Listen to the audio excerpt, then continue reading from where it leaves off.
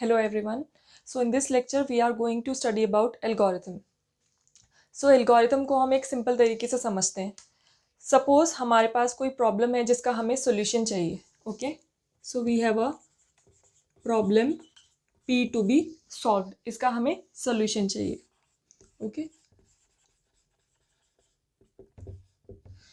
तो इस प्रॉब्लम को हम ब्रेक कर देंगे सिंपल स्टेप्स में. Okay, break down into steps. जब हम इन स्टेप्स को क्या कराएंगे, एग्जीक्यूट. इन स्टेप्स को एग्जीक्यूट कराने पे हमें डिजायर्ड आउटपुट मिलेगा जो कि हमारा सॉल्यूशन है, सॉल्यूशन टू दैट प्रॉब्लम. तो ये जो डिफरेंट स्टेप्स हैं जिसको हमने फॉलो किया है, these are nothing but algorithm. ठीक है, जैसे हमारे पास मैथमेटिक्स की कोई प्रॉब्लम है जिसको हमें सॉल्व करना है, तो हम क्या करेंगे, कोई एक पर्टिकुलर मेथड होगा उसको सॉल्व करने के लिए, तो हम उसके लिए स्टेप्स फॉलो करेंगे और फाइनली हमें आंसर मिल जाएगा. So similar is the case with the algorithm. इसको एक और रियल वर्ल्ड एग्जाम्पल के साथ समझते हैं. सपोज आपको एटीएम से मनी विड्रॉ करना है. ओके, तो आप क्या करोगे, you will go to the ATM. Step number 1 क्या होगा, go to an ATM machine. आप एटीएम मशीन में जाएंगे. नेक्स्ट स्टेप आपका क्या होगा, you will insert ATM card. Okay, then the ATM machine will prompt you to enter your 4-digit PIN. You will enter the 4-digit PIN. Next step will be, now the machine will ask you what do you want to do. It will give you various options like you want to withdraw the money, you want to check your balance, etc. But here we want to withdraw the money. तो हम क्या करेंगे, हम यहाँ पर choose करेंगे option. We will choose option to withdraw money. Okay, हम money withdraw करने का ऑप्शन चूज करेंगे. नेक्स्ट स्टेप वो हमसे फिर पूछेगा कि आपको कितना मनी विड्रॉ करना है. तो ये एक और नेक्स्ट स्टेप है हमारा. तो हम क्या करेंगे, we will enter the amount, enter the amount to be withdrawn. ठीक है, नेक्स्ट क्या होगा, मशीन हमें कैश प्रोवाइड करेगी और अगला स्टेप क्या होगा, we will collect the cash. Cash क्या है हमारा यहाँ पर, आउटपुट. ठीक है, प्रॉब्लम क्या था, to withdraw the money and solution is getting the cash. तो ये जो इंटरमीडिएट जो हमने स्टेप्स फॉलो करे हैं, इनका कलेक्शन क्या है, एल्गोरिथम है. Okay, step number 2, step number 3, 4, 5 and 6. After following these 6 steps in sequence, we will get our desired output, right? So let us now write an algorithm as an example. We will take 2 numbers, we will enter 2 numbers and we will print their sum. तो इसके लिए आपका step number 1 होगा start.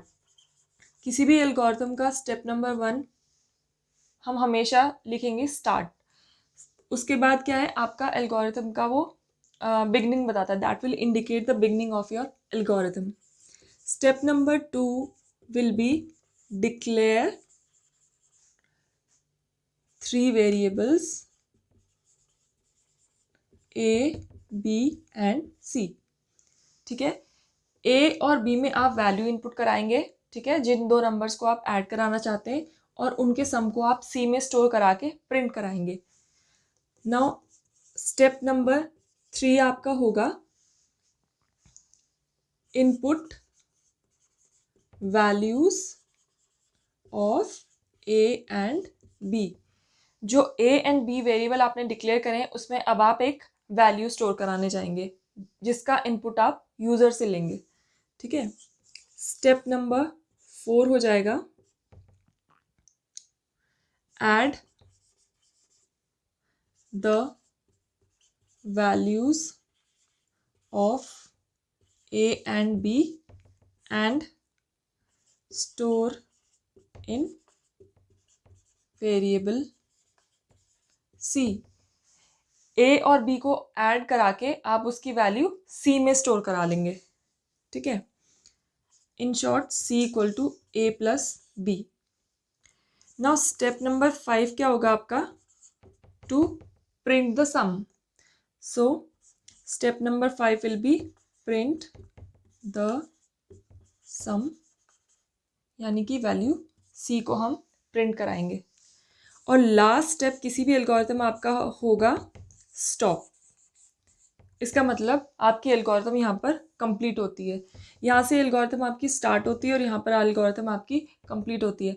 तो अगर आप इन steps को किसी एल्गोरिथम की प्रॉपर्टीज़ के साथ मैच कराएं तो इसमें फाइनाइट स्टेप है, हर एक स्टेप की अपनी सीक्वेंस है, अपना ऑर्डर है, ठीक है, हर एक का क्लियर मीनिंग है, ठीक है। इसका इनपुट, इसका आउटपुट जो है, इसके लिए एक इनपुट है, इसने आपको आउटपुट क्या दिया, सी, और इस वाले स्टेप ने सी को यूटिलाइज किया है, ठीक है, ये स्टेप इस पर डिपेंडेंट है, तो सीक्वेंस और ऑर्डर इसका मेंटेन्ड है, ठीक है। So we can say that this algorithm is effective and it will give us the desired result, that is output. यहाँ पर हमारे पास मल्टीपल इनपुट्स थे ए और बी, और हमें इन फॉर्म ऑफ सी एक आउटपुट जनरेट हुआ है। Okay, clear. सिमिलरली आप एल्गोरिथम लिख सकते हैं किन्हीं 2 नंबर्स या 3 नंबर्स को कंपेयर करके प्रिंट कराएं कि विच वन इज़ ग्रेटेस्ट और विच वन इज़ स्मॉलेस्ट। या आप एक एग्जांपल ले सकते हैं कि आप किसी पर्सन की एज एंटर कराएं और चेक करें कि इज़ ही और शी एलिजिबल फॉर वोटिंग और not. You can take these 2 questions as your exercise and you can practice them, right? So we can say that algorithm is a step-by-step solution to a problem that contains certain instructions which are executed to get the desired results or output. So another question which arises here is, what is the need of algorithm? So need of an algorithm. So this thing is clear that algorithms are used for problem solving. So there are big real world problems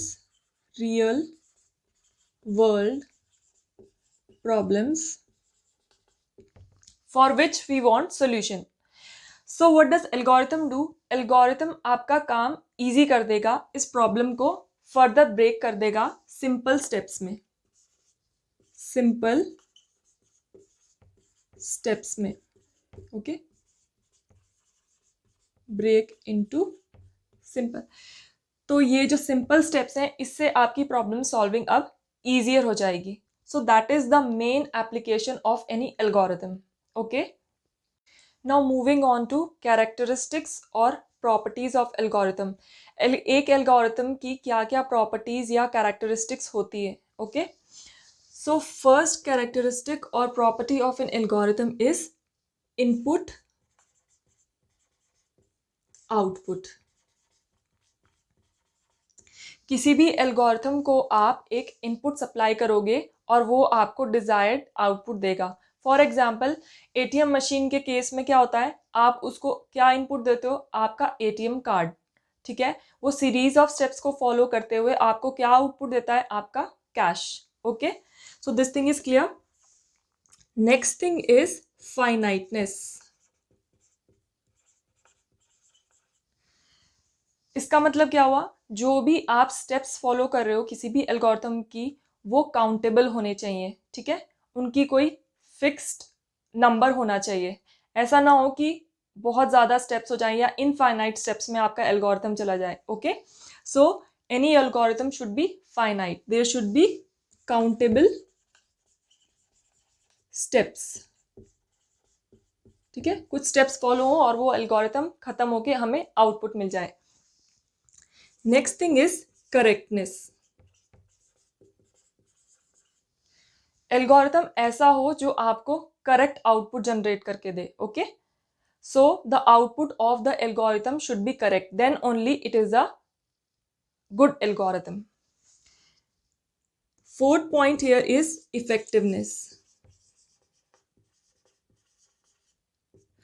now effectiveness का मतलब क्या हुआ, आपके पास certain steps हैं algorithm में, हर एक स्टेप की अपनी इंपॉर्टेंस है। हर एक स्टेप, अगला स्टेप पिछले अपने स्टेप पर डिपेंडेंट है। जब तक पिछला स्टेप कोई आउटपुट नहीं जनरेट करेगा वो आप नेक्स्ट स्टेप में नहीं जा सकते। करेक्ट, और हर एक स्टेप का आउटपुट करेक्ट होना चाहिए। फॉर एग्जाम्पल, आपने पिन कोड एंटर किया तो पिन कोड करेक्ट होगा, तभी वो अगले स्टेप पे जाके आपको बोलेगा कि आप अपना जो भी आपको ऑप्शन चूज करना है वो चूज करो। अगर आप पिन सही नहीं डालोगे तो आपको नेक्स्ट स्टेप पर वो जाने ही नहीं देगा। तो हर एक स्टेप की अपनी इफेक्टिवनेस होनी चाहिए। And the next point is language independent.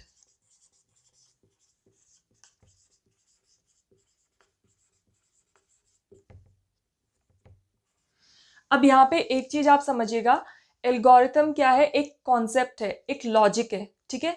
कोई भी प्रोग्रामिंग लैंग्वेज हो वो उस एल्गोरिथम को इम्प्लीमेंट कर पाए, ऐसा आपका एल्गोरिथम होना चाहिए। ये नहीं कि आपने कोई एल्गोरिथम लिखी तो वो सी लैंग्वेज के लिए काम करे, जावा के लिए काम ना कर पाए। तो आपका एल्गोरिथम इस तरह से डिजाइन हो कि वो लैंग्वेज इंडिपेंडेंट हो, किसी भी लैंग्वेज के लिए वो एप्लीकेबल हो। अदर प्रॉपर्टीज आपकी एल्गोरिथम की क्या हो सकती है? easy to अंडरस्टैंड या यूजर फ्रेंडली। इसका मतलब क्या हुआ? जो आपके एल्गोरिथम्स है इनको कौन डिजाइन करता है? आपका डिजाइनर, और वो कम्युनिकेट करेगा इन एल्गोरिथम्स को फर्दर आपके प्रोग्रामर को जो कोडिंग करता है। तो आपका एल्गोरिथम इतना इजी होना चाहिए अंडरस्टैंड करने में कि आप प्रोग्रामर को इजीली एक्सप्लेन कर पाओ। ओके, सो उसमें क्लैरिटी होनी चाहिए एल्गोरिथम में हर एक स्टेप में। So algorithm should convey a proper meaning, ताकि वो अपने नेक्स्ट स्टेप वाले प्रोग्रामर को इजीली एक्सप्लेन कर पाए। Okay, so moving on to categories of algorithm. Okay, categories of algorithm या मेजर कैटेगरी ऑफ एल्गोरिथम। तो एल्गोरिथम क्या क्या कर सकता है? एल्गोरिथम आपका सर्चिंग कर सकता है, सर्चिंग एल्गोरिथम होती है। सर्चिंग एल्गोरिथम कहाँ अप्लाई होती है? जब आप कोई किसी प्रोडक्ट बाइंग ऐप जैसे कि अमेजोन, मिंत्रा एक्सेट्रा, इन पे आप कोई प्रोडक्ट को सर्च करते हो बाय करने के लिए, तो वो आपको आपके डिजायर्ड रिजल्ट्स देता है। फॉर एग्जांपल, आप दूसरा एग्जांपल बहुत कॉमन है, गूगल सर्च। जब भी आपको कोई कन्फ्यूजन होता है या डाउट होता है, आप क्या करते हो? सिंपली उस कीवर्ड को या उस वर्ड को आप गूगल पे जाके सर्च करते हो, तो वो आपको बहुत सारे सर्च रिजल्ट दे देता है, बहुत सारे पेजेस दे देता है आपके रिजल्ट के। तो वहाँ पर आपकी सर्चिंग एल्गोरिथम यूज हुई है। Next thing is sorting. Sorting मतलब जो भी आपको एलिमेंट्स दिए हैं उनको किसी सर्टेन ऑर्डर में अरेंज करना, असेंडिंग ऑर्डर, डिसेंडिंग ऑर्डर। इसका एप्लीकेशन आप सेम अमेजोन और मिंत्रा पे इजीली देख सकते हैं। जब आप प्रोडक्ट्स की लिस्ट देखते हैं तो वहाँ पर एक ऑप्शन आता है sort by, sort by customer review, sort by price high और लो, ठीक है। जैसे ही आप सेलेक्ट करते हो सॉर्ट बाय प्राइस हाई, तो हाईएस्ट प्राइस वाले प्रोडक्ट आपको सबसे पहले दिखाने लग जाता है। सो वहाँ पर ये सॉर्टिंग एल्गोरिथम अप्लाई हुई है। Next thing is adding an element. Suppose आपके पास लिस्ट ऑफ प्रोडक्ट्स है, ठीक है, आपको उस प्रोडक्ट के साथ कुछ न्यू प्रोडक्ट्स ऐड करने हैं, तो वहाँ पर आप एडिशन या एडिंग एल्गोरिथम लगाएंगे। Next thing is deletion algorithm. आपको कोई चीज़ जो आपको अब नहीं चाहिए उसको आपको लिस्ट से हटाना है, तो वहाँ पर आप डिलीशन एल्गोरिथम अप्लाई करेंगे। नेक्स्ट थिंग इज अपडेशन, ठीक है। कोई एग्जिस्टिंग थिंग है, उसका सपोज आपको प्राइस अपडेट करना है या उसका डिस्क्रिप्शन अपडेट करना है या कुछ भी उसकी डिटेल अपडेट करनी है, वहाँ पर आप अपडेशन एल्गोरिथम को यूज़ करेंगे, right. Now let's talk about the performance of an algorithm, ठीक है। परफॉर्मेंस ऑफ एन एल्गोरिथम, वो क्या पैरामीटर्स हैं जिसके बेसिस पे हम किसी एल्गोरिथम को जज करके ये बोल सकते हैं कि हाँ ये वाली एल्गोरिथम अच्छी है और ये वाली एल्गोरिथम अच्छी नहीं है, ठीक है। हम कंपैरिजन कैसे करेंगे किसी भी दो एल्गोरिथम्स का? ओके, सपोज मेरे पास कोई प्रॉब्लम है P, इसको मुझे सॉल्व करना है, P इज द प्रॉब्लम, ठीक है। तो किसी भी प्रॉब्लम के अलग अलग सॉल्यूशन हो सकते हैं किसी भी एक डिजायर्ड आउटपुट पे पहुंचने का। रिजल्ट एक है, ठीक है, आउटपुट एक है, बट तरीके अलग अलग हो सकते हैं, ठीक है।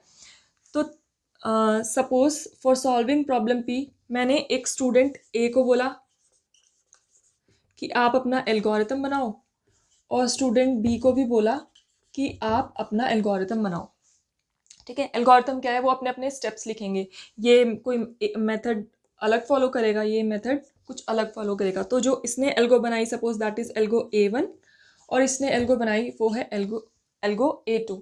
अब मैं कैसे इन दो को कंपेयर करूंगी, ठीक है।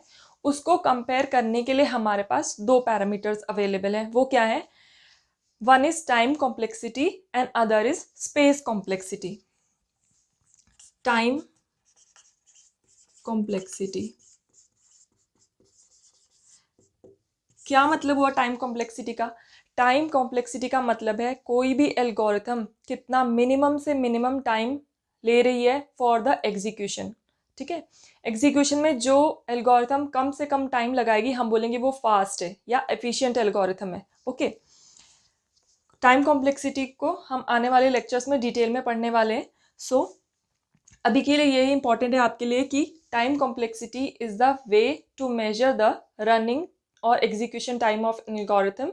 जो मिनिमम से मिनिमम टाइम लेती है algorithm, that is more efficient और fast. Another parameter to measure is space complexity, ठीक है।